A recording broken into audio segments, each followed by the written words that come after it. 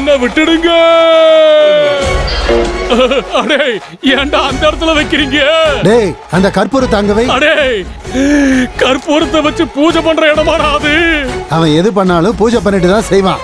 ஆகட்டும். டேய் என்னடா பண்ண போறீங்க? டேய் நிறுத்துடா. டேய் அட பாவிகளா, என் வாழ்க்கையோட விளையாடாதீங்கடா.